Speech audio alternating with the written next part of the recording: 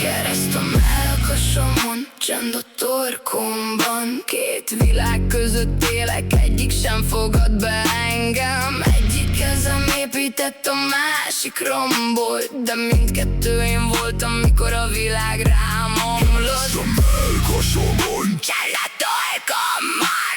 Nem az mentett meg, hogy jó voltam. minden után, ami majdnem ledöntött. A vihar elment, s a csend elöntött. Annyiszor mentem már a tűzön át, ma már tudom, mi éget és mi fáj.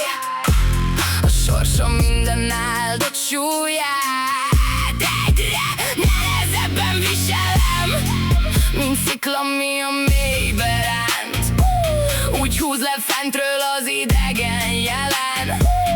Minden lépésem egy kimondatlan vallomás arról, hová tartok, s hogy nem várhat más. Kereszt a mellkasomon, csend a torkomban. Két világ között élek, egyik sem fogad be engem. Egyik kezem épített, a másik rombolt, de mindkettő én voltam, mikor a világ rám omlott. Félek a csendtől, mi a vállamra dőlt, az mindig azt jelenti, valami eltört. Traumák közt is a mosolyon kerestem, a sírásom adta vissza, mint a sors elvett. Az ördög túl ismerős hangon beszél, de már nem ugrok, csak nézem a képet. Tudom már jól, hogy mit ér a hitegető szél, s nem hiszem el többé a régi meséket. Nem azért, mert a lelkem oly erős, csak tudom, hova vezet a sötét köd. Láttam angyalt a sárban térdeni lent, és láttam démon trónon ülni fenn. Mindkettő azt súgta, kiválasztott vagy, de csak addig kellettél, míg hasznukra vagy. Nem hittem egyiknek sem teljesen, mert aki mindent ígér, semmit sem hagy. Megtanultam végre külön választani, mi a hang, ami építs, mi az, ami zaj. Kereszt a mellkasomon,